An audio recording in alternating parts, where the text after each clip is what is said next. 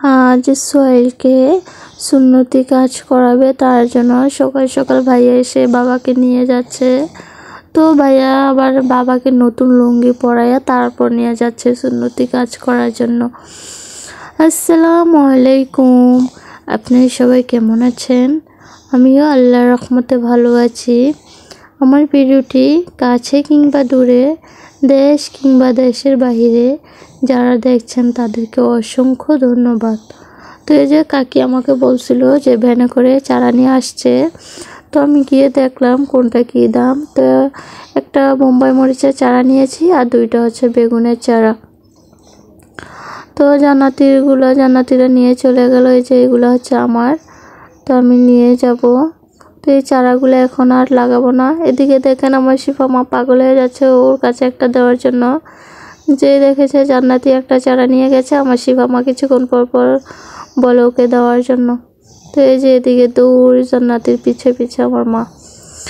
তো আমার চারাগুলো কেমন হয়েছে আপনারা সবাই কমেন্ট করে জানাবেন। এদিকে আমাদের আলু গাছ কত বড় হয়ে গিয়েছে, মাশাআল্লাহ মাশাআল্লাহ, অনেক সুন্দর হয়েছে আলু গাছের চারাগুলা। তো আমার মার তো একটাই কথা, মার নাতিন লাগিয়ে দিয়ে আসছে, তার জন্য এত সুন্দর হয়েছে।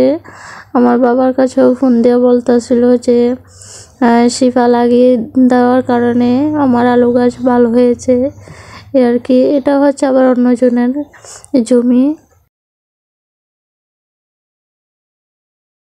তো মাকে আবার আমি বলতেছিলাম যেহেতু তোমার নাতিন লাগিয়ে দিয়ে গেছে, আলু বেচার টাকা সবগুলা শিফাকে দিয়ে দিও এই আর কি। মার সাথে একটু দুষ্টামি করলাম ফোনে। তো এটাও হচ্ছে আমাদের জমি, মানে দুইটাতে লাগিয়েছে আলু।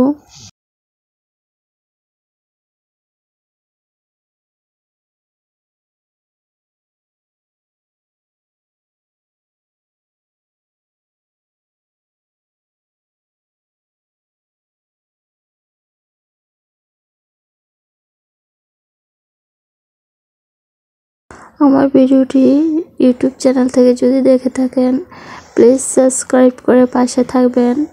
আর পুরাতন আপু ভাইয়াদেরকে অসংখ্য ধন্যবাদ। যদি ফেসবুক পেজ থেকে দেখে থাকেন ফলো দিয়ে পাশে থাকবেন।